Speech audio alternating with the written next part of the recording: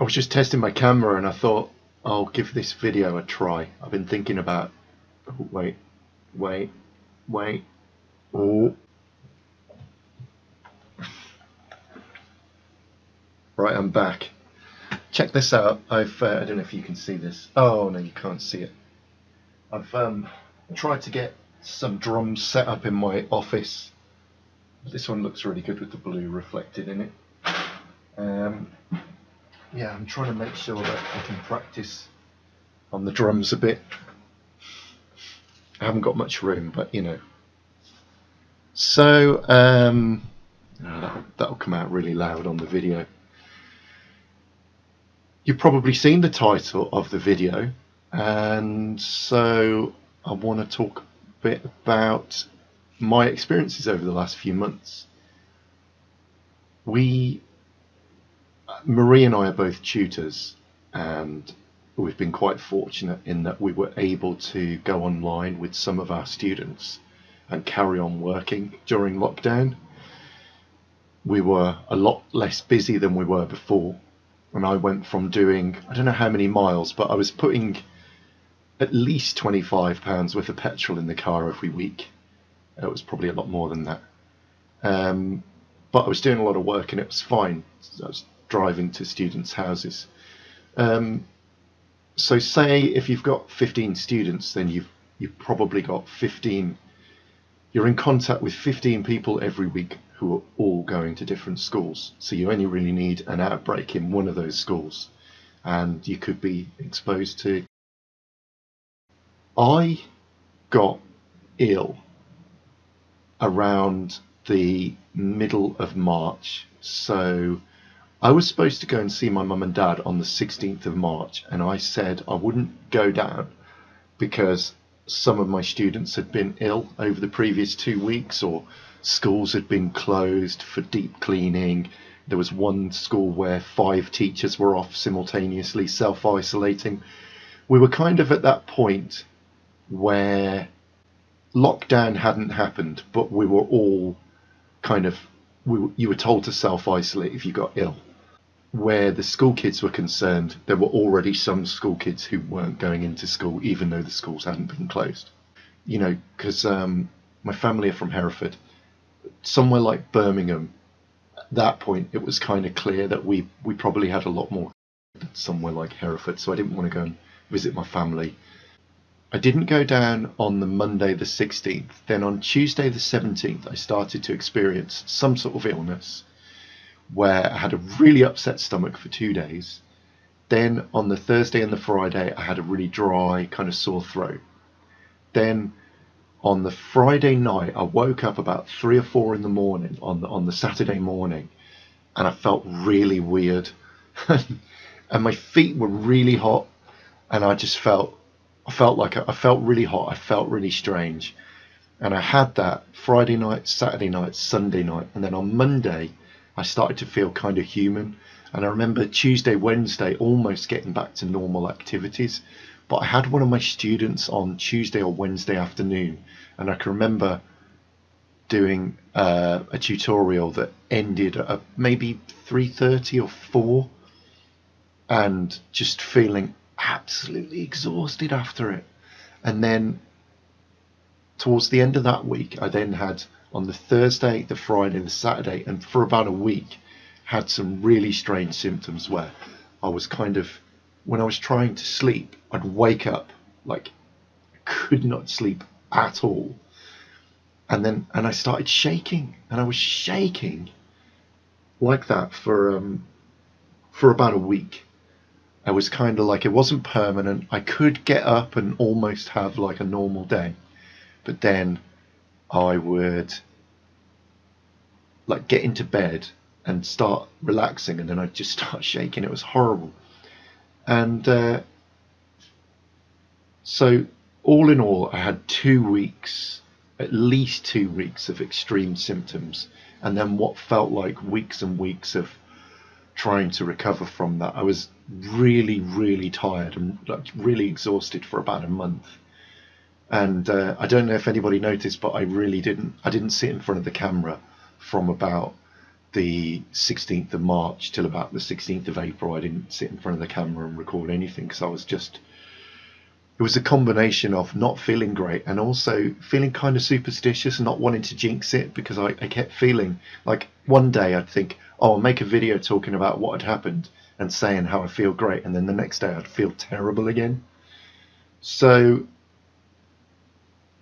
because we're tutors, Marie's been getting a lot of inquiries from some of her old students to say, oh, when are you starting up again? Can you come round to the house? Can we come round to your house? That sort of thing.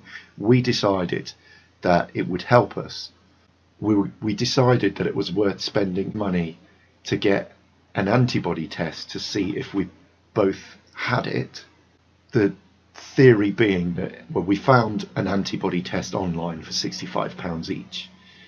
And, it would only take 2 or 3 new students.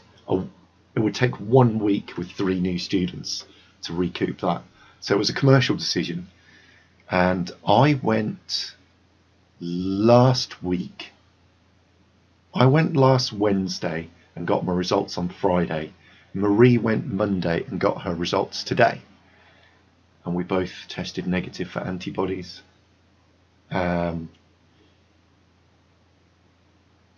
Marie had a really severe viral illness in early February, which is very early for the pandemic.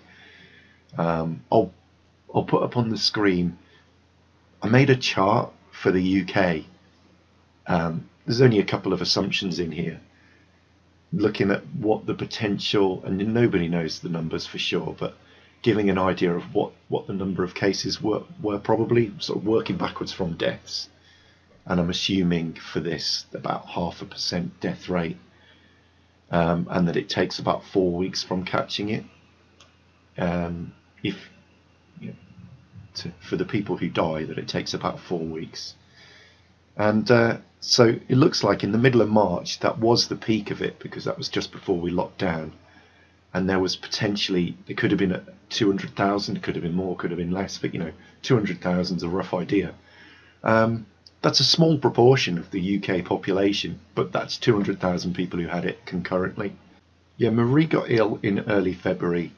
She had like a very, very intense fever, 2 or 3 nights of not being able to sleep, really, really intense aching in her bones. She was really ill. She rang me up one morning. She'd been teaching over near Clayhanger. And she rang me up. She was lying down at the bus stop, and I went and picked her up. And Marie wasn't very well, but whatever it was, she got over it really quickly. She didn't have much of a cough, although a cough did start afterwards. And then her heart was racing for weeks and weeks and weeks. So it was really different to any kind of cold or flu that either of us have had before. So we both had really weird, really intense viral illnesses in the last few months. Marie early February, me middle of March. Mine lasted 2 or 3 weeks. We're probably going to have to get back to teaching face to face in the next couple of weeks. Marie's been asked by so many students. I think we're gonna get back to it. So yeah, just really interested. I thought I'll get this out there, and I don't know how many views this is going to get. Really, I'm really interested to know anybody else out there who's, had a really odd illness. I actually did go for a chest x-ray after about 3 weeks, and there was no pneumonia.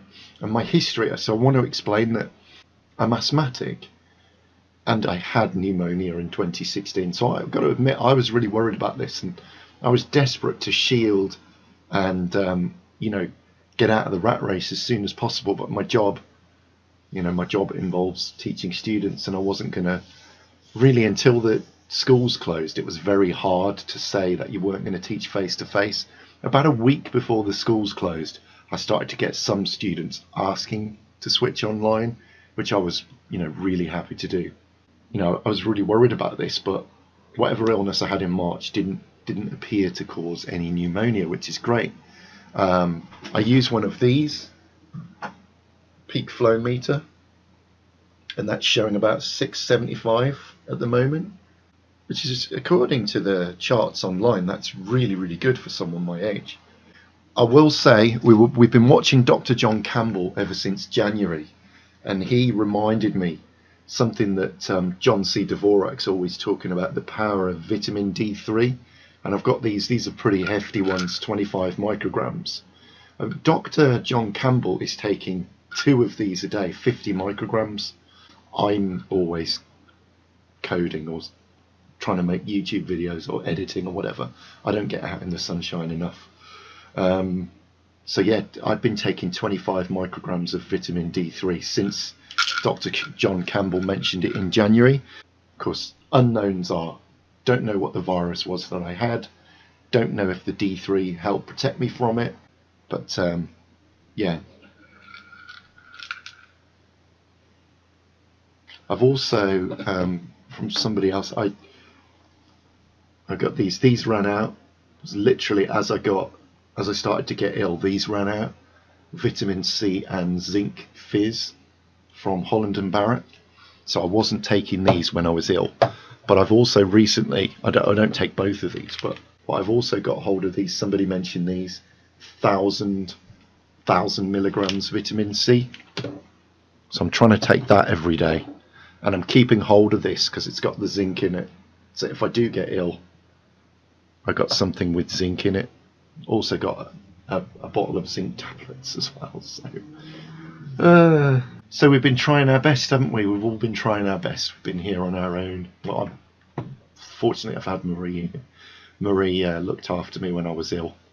Yeah, main thing is, if any of the stuff I've said here resonated with you, please comment below. And also, particularly if you've had, some of the symptoms that are associated with, but had a negative antibody test, please comment below. And what was the other thing?